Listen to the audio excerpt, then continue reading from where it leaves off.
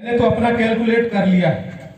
आप सब भी, भले आप 20 साल बाद क्यों ना रिटायरमेंट हो रहे हैं, लेकिन आप भी अपनी पेंशन की गणना कर सकते।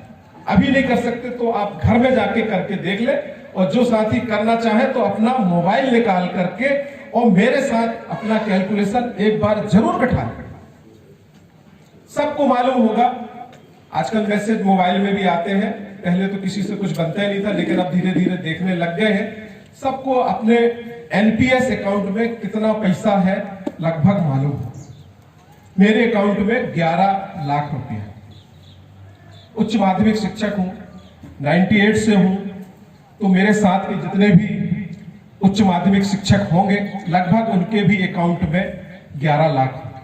इसके अलावा जो माध्यमिक शिक्षक है, प्राथमिक शिक्षक है, जो जिसकी जैसी वरिष्ठता है उसी हिसाब से आपके खाते में किसी के में 8 लाख, 7 लाख, 6 लाख, 5 लाख इस तरीके से पैसे होंगे। अब हमको यह देखना है कि रिटायरमेंट तक वो फंड कितना हो जाएगा। मुझे 8 साल और सर्विस करना है, तो 8 साल में यानी 12 8 96 माह और मेरा अंशदान जमा होगा। उसको मैं राउंड फिगर में 100 माह मान लू कि 100 माह अभी और अंशदान जमा होगा। एक माह में कितना होगा?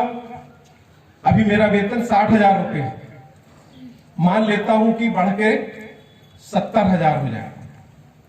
बढ़ेगा नहीं अब, क्योंकि वेतन आयोग भी समाप्त कर दिया गया है। जो हर 10 साल में वेतन आयोग बैठता था, चौथा वेतनमान कहते थे हम, 5वां वेतनमान कहते हैं, 6वां कहते हैं, 7वां कहते हैं, अब 8वां नहीं आएगा। तो इसलिए आपकी कैलकुलेशन जो है अब आसान होगी। आपको हर साल एक इंक्रीमेंट बस मिलेगा, उसकी भी अब कोई गारंटी नहीं रहेगी। एक ट्रेलर आपने देख लिया, कोरोना के समय इंक्रीमेंट रोक दिया गया, इसलिए कब कौन से बहाना लेकर के आगे भी इंक्रीमेंट रोक दिए जाएंगे कोई भरोसा नहीं। फिर भी हम मान लेते हैं कि हर महीने हमारे इंक्रीमेंट लगते हैं, तो मेरा 70,000 वेतन हो जाएगा, मान लेता हूं, होगा नहीं। 70,000 के हिसाब से यदि हम कैलकुलेशन करें तो एक महीने में कितना अंशदान मेरा कटता है? 10%, 7,000, और सरकार कितना मिलाएगी? 7,000। तो 14,000 रुपया प्रति माह मेरे एनपीएस अकाउंट में पैसा जमा होगा। तो 100 माह जमा होगा तो कितना हो जाएगा? कितना हो जाएगा 100 माह में? 14 लाख। अभी कितना है? 11 लाख। बहुत अच्छे से आप समझ लें इसको, ताकि आप अपना पेंशन खुद घर में जाके बना सकें। 11 और 14 लाख कितना हो गया? 25 लाख रुपया मेरे रिटायरमेंट में जमा रहेगा। आपका इससे कम ही रहेगा। जो लगभग मेरे साथ के नियुक्ति वाले होंगे, माध्यमिक शिक्षक, प्राथमिक शिक्षक, उसी हिसाब से आपके भी रहेगा अनुपातिक रूप से। तो 25 लाख रुपया रिटायरमेंट के समय मेरे एनपीएस अकाउंट में रहेगा। तो पेंशन निकालने के लिए यह जरूरी है कि आपके रिटायरमेंट के समय कितना एनपीएस में फंड है। और ओपीएस वाले कैसे निकालते हैं? वो ये देखते हैं कि मेरे रिटायरमेंट के समय मेरा वेतन कितना होगा। तो वो तो इसलिए खुश रहता है कि उसे मालूम है कि वेतन तो बढ़ता ही रहता है, ठीक है, और बिल्कुल चिंता नहीं रहती वेतन। तो दोनों में अंतर यही है कि वो देखता है कि मेरा अंतिम वेतन कितना होगा, और हम देख रहे हैं हमारा एनपीएस में फंड कितना होगा। अब ये एनपीएस में जो फंड है, ये गेम तो मैं भूल ही गया बता रहा। शेयर मार्केट पर हमारा पैसा शुरू से लगा है।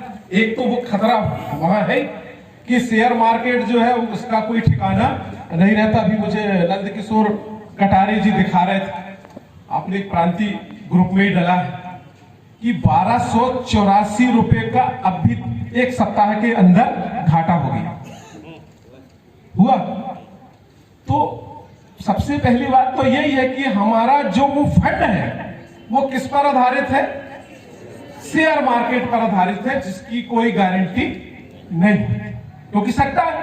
और सब जानते हैं कि सट्टा में जो भी हम इन्वेस्ट करते हैं वो कभी घाटा भी देता है, फायदा भी देता है। तो फायदा, अरे जब हम पेंशन चाहिए, हम पेंशन मतलब हमारे जीने के लिए एक आवश्यक राशि चाहिए जो कि गारंटेड होना चाहिए, ना कि उसे जुए सट्टे के आधार पर निर्धारित करके हमको मिले। फिक्स होना चाहिए, निर्धारित होना चाहिए कि आपको रिटायरमेंट में इतना मिले। वो चीज इसमें नहीं है। तो सबसे बड़ा लोचा तो यही हो गया कि वो शेयर मार्केट पर आधारित है। अभी कोरोना के समय तो और भी ज्यादा डाउन हो गया। तो उस समय जितने भी साथी हमारे दिवंगत हुए या रिटायर हुए, उनकी पेंशन बहुत कम हो गई। वो कहते हैं 800, 1000, 400 जो कह रहे हैं, वो ये कारण है। जैसे आज हो गया, अब इस बीच जितने भी रिटायर हुए होंगे आज 2-4 दिन के अंदर, उनकी पेंशन कम। तो ये कौन सा न्याय है कि शेयर मार्केट रिटायरमेंट के समय जिसका अच्छा चढ़ा रहा उसको कुछ पेंशन अच्छी बन गई, और शेयर मार्केट डाउन रहा किसी के किस्मत से तो वो कम हो। तो क्या ये एक सही तरीका हो सकता? बिल्कुल गलत है। यदि हमारा नियुक्ति का समय एक सा है तो हमारे रिटायरमेंट के समय पेंशन सब एक से आना चाहिए, ना कि शेयर मार्केट के आधार पर आना चाहिए। अब वो जो पैसा फंड का 25 लाख रुपया कहां से कैलकुलेट कर लिया? आज की स्थिति में कैलकुलेट कर लिया, ठीक है। गारंटी नहीं है कि 8 साल बाद वो 25 लाख ही रहेगा। भाई शेयर मार्केट डाउन हो गया तो वो कम भी हो जाएगा। अब उस 25 लाख में 60% राशि हमारे खाते में नगद जमा की जाती है। तो ये कोई एहसान नहीं है, क्योंकि 10% तो हमारा है ना उसमें, तो वो हमको मिला। लेकिन 40% जो राशि है वो वहां पर फिर एक बड़ा गेम है कि NSDL जो प्राइवेट लिमिटेड कंपनी है, जो हमारे पेंशन का काम देख रही, सरकार नहीं देखती।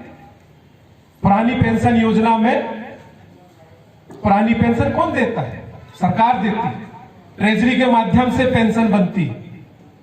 लेकिन पुरानी नई पेंशन योजना में सरकार का इसमें कोई रोल नहीं। 10% वो प्रति माह जमा कर देती है, हमारे वेतन से भी 10% काटती है, और 20% राशि NSDL जो प्राइवेट लिमिटेड कंपनी है उसको ट्रांसफर करती है, और सरकार उसी दिन से मुक्त।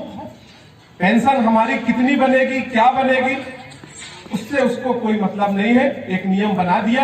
अब वो पूरा हिस्सा काम जो है किसके हिस्से में है? NSDL। हमारे रिटायरमेंट के समय जितना पैसा जो 40% है, NSDL ये पूछता है कि आपको किस बीमा कंपनी के माध्यम से पेंशन चाहिए। सरकार तो दे ही नहीं रही। अब बीमा कंपनियां LIC से चाहिए क्या, कि HDFC से चाहिए, कि ICICI से चाहिए, कि SBI लाइफ से चाहिए, कि स्टार यूनियन से चाहिए? अभी कुछ समय से 1-2-4 बीमा कंपनी के और नाम जुड़ गए। तो बीमा कंपनी के जो पेंशन प्लान पहले से बीमा कंपनियां लोगों को दे रही है, वही पेंशन प्लान सरकार कह रही है तुम भी वही पेंशन प्लान ले लो। भाई हमारे पास तो आते हैं ना एजेंट बीमा कंपनियों के, कि आप इतना राशि जमा करिए, हम आपको पेंशन देंगे, आपके जीते तक हम आपको पेंशन देंगे। लेकिन वो पेंशन इतनी कम रहती है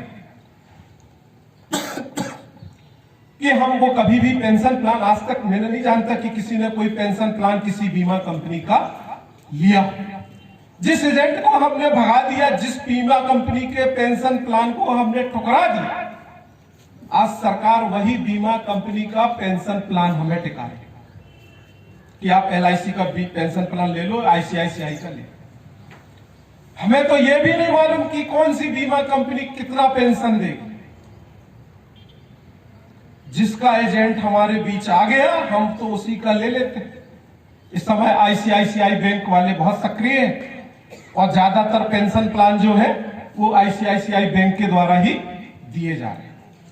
तो वो जो कितनी राशि बची 25 लाख में,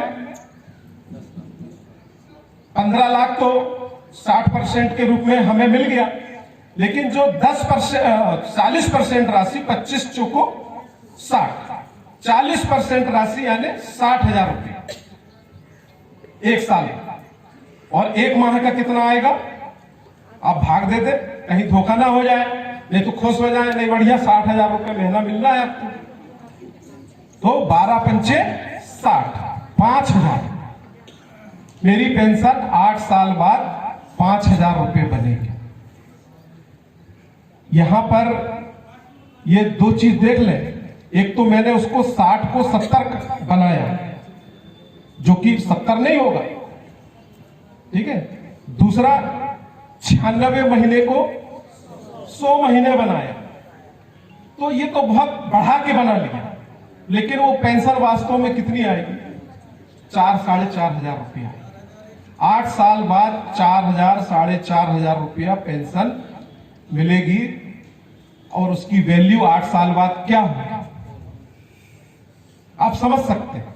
सब अच्छे से आप लोग घर चलाते हैं, आपको सब आइडिया है कि आज डॉक्टर की फीस कितनी है, दवाई गोलियां कितने में आती है, बिजली का बिल कितने में आता है, कितने का आता है, सबको मालूम।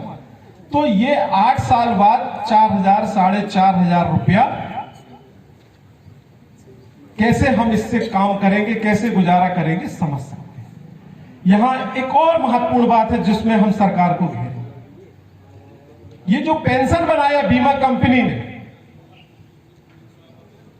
6% एन्युटी रेट पर बनाया। आज के समय में जो बीमा कंपनियों के एन्युटी रेट है वो 6%। मैंने राशि कितनी जमा हुई? 10 लाख। आपने ध्यान नहीं दिया, आपने पूछा नहीं कि मैंने 6 का गुणा कैसे कर दिया। 10 छक्का 60, 10 लाख का 6%, 60,000 रुपए। ये 6% आज का एन्युटी रेट बैंक का। पुराना एन्युटी रेट पता करें 10-12 साल पहले का, तो 12%, 13%, घटते घटते हो गया 6%। ये एन्युटी रेट कोई अलग चीज नहीं है, नाम दे दिया है एन्युटी रेट। ये ब्याज दर, ये बैंक का ब्याज दर है, विशेष रूप से एफडी का ब्याज दर सबको मालूम है। एन्युटी रेट भले ना मालूम हो, पर एफडी का ब्याज दर, बैंक का ब्याज दर तो सबको जानते हैं। पहले 12-13% तक घट करके अब 5%, कहीं 6% ऐसा है। तो ये आगे चल करके तो घटते ही जाएगा। मैंने 8 साल की स्थिति में भी कितना लगाया? 6%। 8 साल के बाद 6% लगाया, ये तो घट के 4% हो जाएगा, 3% हो जाएगा। तो क्या पेंशन 5,000 बनेगी? नहीं बनेगी। यहां पर भी हम सरकार को घेरेंगे और उठाएंगे, चार्ट दिखाएंगे 10 साल का, कि जब एन्युटी रेट लगातार घट रही है और उस एन्युटी रेट के आधार पे आप हमारी पेंशन बना रहे हैं, और मैं 20 साल बाद रिटायर होऊंगा, 15 साल बाद रिटायर होऊंगा और एन्युटी रेट घट के 0 हो गई, तो जब घट रही है तो फिर घटेगी तो 0 भी होगा। यूरोपियन कंट्री में कोई ब्याज नहीं मिलता बैंक में, उल्टा ग्राहक जो है पैसा देता है कि आप हमारा पैसा रखाइए और हमसे चार्ज लीजिए। क्या वो दिन यहां नहीं आएंगे?